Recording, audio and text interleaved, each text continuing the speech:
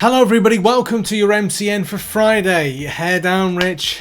Yeah, got a problem with that?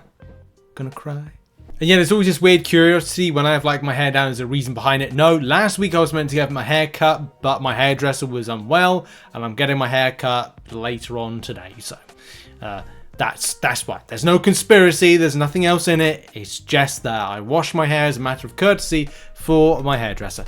That's it. Okay, now to get into the real conspiracy theories. No, the game went down yesterday for some reason. Don't know what that was. It's the second day in succession that this has happened. I think there was must be like a Canadian or I don't know, Kabam related outage down in their servers or something. Whether they've got like a backup thing, I don't know. Either way, the game was returned back, and Pinwell said, I got hit with the 1-2 punch of my internet going out, and then it's going and games going down. Thankfully, both just got resolved fairly quickly. So I don't know if they're referring to like Kabam's like internet or Vancouver internet, whatever. Yeah, so that was resolved. Good news. Speaking of more good news, frames per second. Well, that's not actually good news. This is bad news.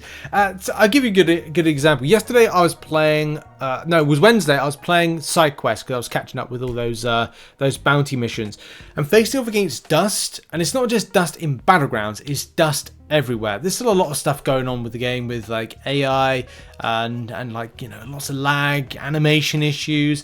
VFX issues with certain champions, and that'll be an ongoing thing for years and years and years. But currently there's an issue with dust, and you might have experienced it if you've been playing, where you've seen like issues with frames per second being just like the fight it just seemed very laggy. Lotan was a good example. The more VFX is put into a champion, the more laggy they could potentially be, depending on the device. It could be better or it could be worse with it, and whether or not it is other champions that might be you might be seeing it. Anyway, both of these are on our radar. No additional info to share on it right now. It's something the team is aware and looking into. So Kabam are looking into potential issues when it comes to the world of MCOC and champions that don't seem to be kind of like playing nicely with the VFX animations and other piddly crap that normally happens with more champions in the game. Next up, and you have been chosen. Shout out to Super Duper Boo, who gave information about. I should have actually kind of participated in this. It's the server. You have been chosen. The Summoner's Sanctum. This is where you get to like vote on things when you come to like, you know, the game. Not vote, but give feedback on stuff, which can be quite good, and a little bit kind of like revealing on things. So MCOC Esports Discovery. What is your general understanding or expectations of esports? Of course, it's best to give like your feedback on stuff like that when it comes to the game. There's no esports team. There's no esports scene. Okay, it would be nice to see it. Be nice as well to comment, do commentary for something like that. But that's not something that it's happening because we got no scene. We've got no Battle Realm Brawl, nothing being announced. There's no return back to New York Comic Con. Granted, you know, COVID hit, but again, people would say, well, why are you spending money on an esports based thing? You know, like in-person events, Battle Realm Brawl. People will go, well, that money should be best suited to be spent elsewhere. Maybe it's done on a budget, but maybe it could be, you know, resource spent elsewhere. Difficult because different departments do different things. Like the community management team and community team would largely be about trying to get this sorted. Game engineers won't do this stuff. You know, it's something that there's some people in the community that can't grasp their idea. Wow, I can't believe they wasted resource on this. I can't believe the cleaning team at Kabam are doing cleaning instead of engineering and fixing problems in the game. I can't believe the catering team are not doing game bug fixes. You know, sometimes people don't correlate with how businesses work and structures work within companies. A community team is different to the engineer team. The marketing team is different from the community team. I'm not going to explain anymore. You get it. You're smart there.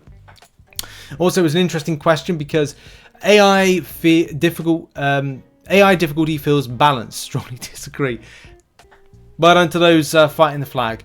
I think this is a bit of a silly question to ask, but maybe this is just a generic set of questions that are asked to players as you kind of go, well, Kabam have said it's getting fixed at some stage.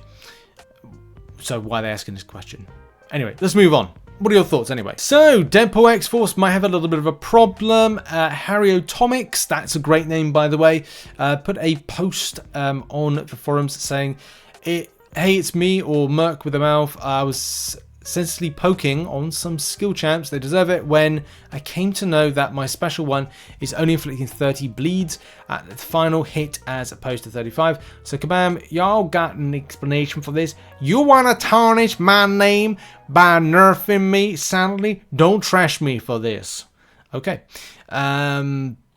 And goes to provide a little bit more on the way of evidence. You can see here, great one. You know, when people put like these together, you go, that's good, that's good.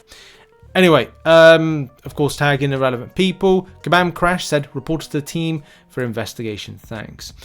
And definitely there seems to be noticing this. I noticed this as well after testing which rotation was better for Deadpool xforce. SP1 spam, by the way. The bleed is getting increased damage from class advantage, but still only applying 30. The reason it's always at 34 or 35 stacks after the attack is because each hit of the 4-hit SP1 is also applying a total separate bleed. The final hit itself is supposed to inflict 35, so you should see it stacking up to 39 or 40 for skill champions. Interesting, very interesting. Anyway, be interesting to find out if there's resolution to this, if indeed confirmed to be an issue. But if you are that particular person with that particular champion and very specific on what you want to see, and hopefully we get to see that fixed if that's an issue for me. So on to a bit of good news when it comes to the PC version. More will be revealed on the PC version, but we've had some great, good and positive news when it comes to the milestone unlock.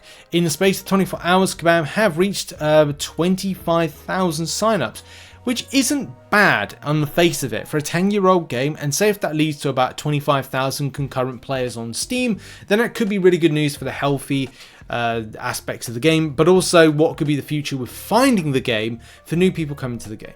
Either way, that we have got ourselves a milestone unlock, which is the 5,000 7-star shards, 1 6-star crystal and 1 5-star crystal, respectively, for the different types of progressions. Now, that doesn't mean to say that like this is totally amazing news. I think it's really positive news, but I think it's positive from a sense of like these are either people that wanted to champion the PC version coming to the game. This might be people, I don't know, spamming ults as well at the same time. I don't know if this is new people, because if new people saw the game, then it would be like they'd see it from more of a perspective of the Steam store, like adding it to your wish list. The same thing with the login and the knowledge of the game. You would have to know MCOC as a game to actually want to pre-register. So that's where a lot of these kind of like pre-signups are coming in. There is going to be some more details dropped about this on the live stream tomorrow, I want to say. I think Kabam are going into the PC version, but still, the first 24 hours, it's that's great news. Because this video will go out on Friday and being recorded on Thursday night, so there's been no further update to say we've had, I don't know, upwards of 50,000, 100,000, whatever. But it's still very exciting to know that there's at least 25,000 people that could give a game. And again, let's go with the fact, if you go to Steam and you look at games that have been out for the last 10 years, seeing 25,000 potential concurrent viewers, even concurrent players, or 10,000 is still quite a substantial amount of people if the game has that on launch. We'll have to see how things unfold later in the coming weeks or maybe months. And we're going to end the show on the live stream. Well, not the live stream will go live later on. I will be doing coverage. I will be a little bit later because I've got some other things going on that I need to get done. But the live stream recap may be a little bit later on than normal. And then over the weekend, I'll be covering things as I normally do. I am very excited about Heart of Fire, mainly because like it's a new type of event. It'll have a progression thing and something that I can create a spreadsheet on, do it, realize there might be a mistake, and then feel like I've wasted my entire life. No, that's not going to happen. It probably will. There's some good things that'll be discussed and mentioned. MCOC PC news. What will that MCOC PC news be? It's Marvel Contest of Champions political correctness, right? It just means that in future you cannot say boo to a goose. And for those people that have booed at a goose before, you should be ashamed of yourself. There's going to be, and more, whatever the and more is, there's going to be Jam, as confirmed here. Command Crash is going to talk about Radiance, which I don't know what more info we need. It's kind of there, it's in the store. The final announcement for Heart of Fire. Everybody's got like a rumour of who it's going to be. Some people are going 7-star King Gru. People are going 7-star Hulkling. Yeah, it could be literally anything. You can go in the game right now and go like, okay, well, let's try and find a Cosmic at... they wouldn't... I can't see it now because I haven't done the thing that I meant to do, but I was going to say, like, it wouldn't be 7-star Hercules, would it? Like, they wouldn't do that. To be honest, if they did that, if Kabam did a 7-star Hercules, it would just be like crazy. Just crazy. I don't know what people would make of it. It would just be like, it'd be so out there, but it'd be cool at the same time. It'd be cool. Weird but cool. Yeah, so the live stream will drop. Wrong. There we go. Click the right thing there. The live stream will drop later on, and yeah, it's going to be exciting. And May champions, well, we kind of know. I don't think we know much about the Cyclops stuff. Also, that being the champions for, what is it, May, means that we probably won't see what I thought was going to be, what's she called? Begins with P. Anyway, one of my predictions is not there because it's going to be Jean Grey, isn't it? Or Phoenix. The Phoenix rework. Well, no, we know it's Jean Grey, but Phoenix rework.